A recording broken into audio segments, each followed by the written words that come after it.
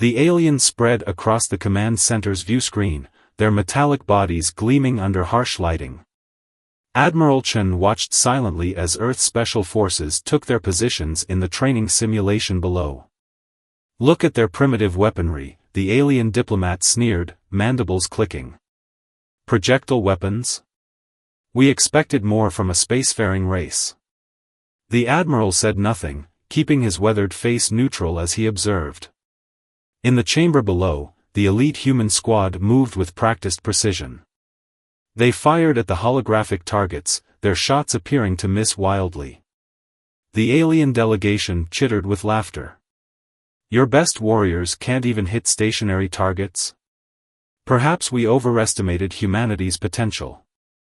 A young sergeant emptied his magazine, bullets seeming to spray randomly across the reinforced walls. The aliens' amusement grew with each apparent miss. "I don't understand," the lead alien said, turning to Admiral Chen. "Why show us this display of incompetence?" The admiral finally allowed himself a slight smile. "Watch carefully," he said softly. Below, the sergeant reloaded. In perfect synchronization, the squad fired again.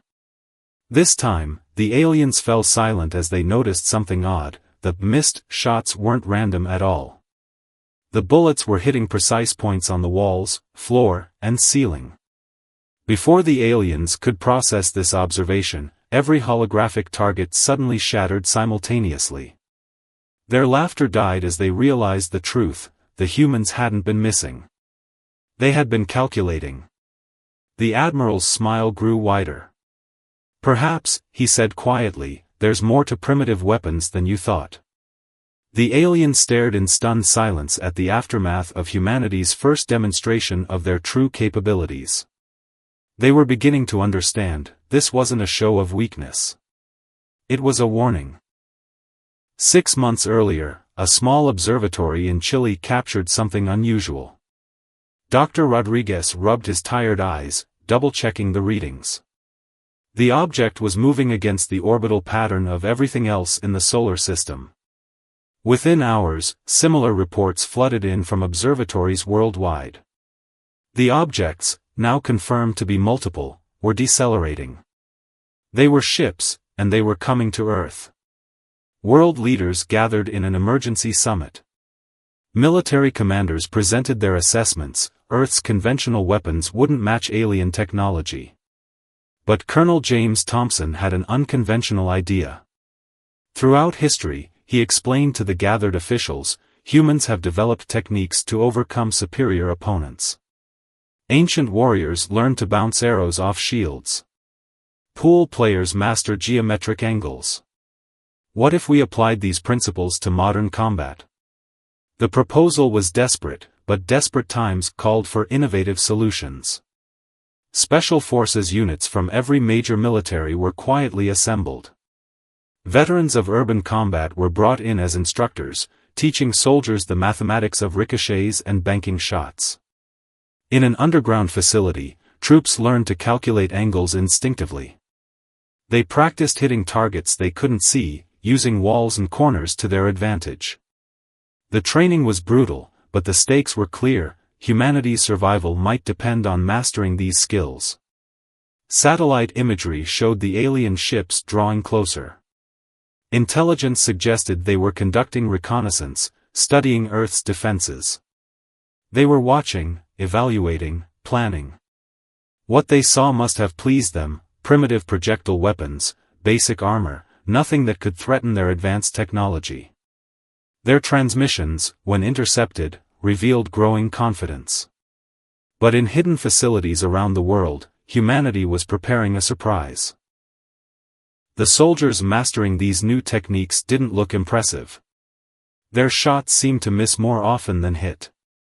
Perfect, Colonel Thompson thought. Let them underestimate us. The aliens had no way of knowing that every missed shot was actually hitting exactly where it was meant to.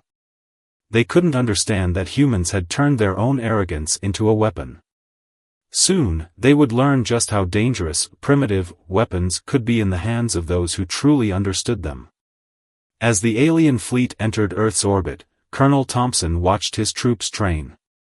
They were ready. The real test would begin soon, and the aliens would discover that sometimes the most devastating shots are the ones that appear to miss. In a dimly lit warehouse, retired Sergeant Wilson watched the new recruits practice their shots. Decades of combat experience had taught him that sometimes the best way forward was to think backward. Again, he called out as the young soldiers fired at the metal plates. Feel the angles. Don't just see them, know them. The recruits had been chosen for their mathematical abilities as much as their physical skills. Former geometry teachers worked alongside combat veterans, teaching soldiers to visualize trajectories in 3 dimensions. In real combat, Wilson explained, you won't have time to calculate. It needs to become instinct. He demonstrated, firing 3 rapid shots that bounced off different surfaces before hitting a target behind a barrier. The recruits watched in awe. Private Chen, a former physics student, was catching on quickly. It's like playing pool, he said, but the stakes are higher. Wilson nodded approvingly. The young soldier understood, this wasn't just about hitting targets, it was about survival. They trained with different materials, learning how bullets behaved on various surfaces. Metal, concrete, reinforced glass, each required different calculations. They practiced in darkness, in smoke, under stress. Every scenario could mean the difference between life and death. The facility echoed with constant gunfire as soldiers mastered their craft. What looked like wild shooting to outsiders was actually precisely calculated chaos. Each missed shot was part of a larger pattern, a deadly geometry that turned entire rooms into weapon systems. Intelligence reports suggested the aliens were watching these training sessions, growing more confident with each apparent display of incompetence. Wilson smiled at their arrogance. The aliens' advanced technology had made them forget a crucial lesson. Sometimes the oldest tricks were the most effective. As the training intensified, the soldiers began to move as one unit, their shots creating intricate patterns of ricochet and redirection. They weren't just learning to shoot, they were learning to turn physics itself into a weapon. Wilson watched with pride as his troops perfected their skills. Soon, the aliens would learn that humans had turned their own technological superiority against them.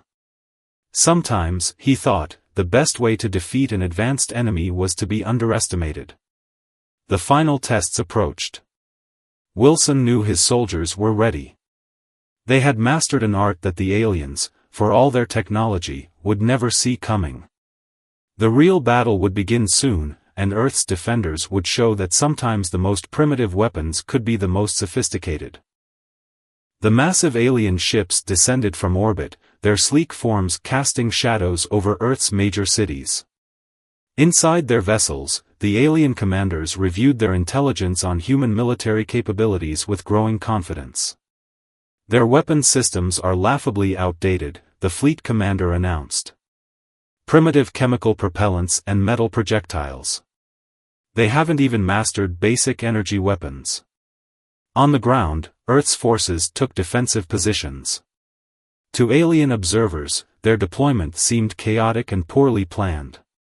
Soldiers positioned themselves at odd angles, apparently exposing their flanks. Their test fires appeared to miss targets completely. The first alien landing parties emerged, protected by energy shields that could deflect any direct attack. They advanced with the casual arrogance of technologically superior invaders, expecting minimal resistance. Observe their poor accuracy, one alien officer noted as human forces opened fire. Their shots aren't even coming close to our shields. The aliens recorded the seemingly ineffective human response for future training materials. Underground command centers tracked the alien advance. Colonel Thompson watched the feed with practiced calm. The aliens were falling perfectly into position, their shield formations exactly where Earth's forces needed them to be. The aliens pushed forward, their confidence growing with each apparent display of human incompetence. Their transmissions spoke of an easy victory, of humans proving even less capable than their worst estimates. But in the operations center, Thompson saw the pattern forming. The missed shots had created a precise network of ricochet points. The aliens had positioned themselves exactly where decades of geometric calculations said they would. Now they just needed the aliens to take one more step forward. One more moment of overconfidence. One more assumption about human capabilities. The trap was set. Soon, the aliens would learn why humans had spent so much time practicing their poor aim. The aliens pressed their advance, energy shields humming. Each shot from the human defenders seemed to miss wildly, pinging off walls and surfaces. The alien commander's confidence grew. These primitives couldn't even aim properly. But underground, Colonel Thompson watched the pattern unfold. Every missed shot had struck precisely where it needed to, creating an invisible web of calculated ricochet points. The aliens had walked right into position, their shield formations exactly where Earth's geometrists had predicted. Now, Thompson ordered quietly. Across the battlefield, human forces fired in perfect synchronization. The aliens laughed at first, until they saw the bullets. Instead of striking shields directly, the rounds bounced off precise points on walls, floors, and debris. They curved around energy barriers, bypassed shield angles, and struck from impossible directions. The alien advance crumbled into chaos. Their shields, designed to stop direct fire, couldn't cope with attacks coming from multiple angles simultaneously. Bullets ricocheted through their formations, each shot striking multiple targets as it followed its calculated path. Impossible, the alien commander transmitted as his forces fell. Their primitive weapons, they're banking shots around our shields. The humans pressed their advantage. Years of training paid off as soldiers instinctively calculated trajectories, turning the urban battlefield into a geometric killing field. The alien superior technology had become their weakness. They'd never considered that simple bullets could become so deadly in the hands of those who truly understood physics. In the command center, Thompson allowed himself a small smile. The aliens were learning what humans had known for centuries. Sometimes the simplest weapons, wielded with skill and innovation, could overcome any technological advantage. The initial battle was turning. The aliens retreated in disarray, their confidence shattered by the revelation that humans hadn't been missing at all. They'd been setting up the most elaborate trap in military history. The alien fleet regrouped in high orbit, their commanders struggling to understand what had happened. Their superior technology had been defeated by what they dismissed as primitive weapons. "Show me the battle footage again," the Supreme Commander ordered. The holographic display replayed the devastating human counterattack. Now they saw what they'd missed before. The seemingly random shots had created a precise geometric pattern. When the trap was sprung, every bullet followed carefully calculated paths. Shots that appeared to miss by meters had actually been setting up chain reactions of ricochets. They turned their entire battlefield into a weapon, one analyst noted. Every surface became part of their targeting system. The aliens watched in stunned silence as the replay showed bullets banking around corners, bypassing shields, and striking multiple targets with single shots. In war rooms across Earth, human commanders planned their next moves. The aliens' initial arrogance had given humanity a crucial advantage. But they knew the enemy would adapt. Colonel Thompson briefed his troops on new techniques. "They'll modify their shields," he explained. "So we'll need to be even more creative." The soldiers nodded, already calculating new angles, new possibilities. The aliens had learned a costly lesson about underestimating humans.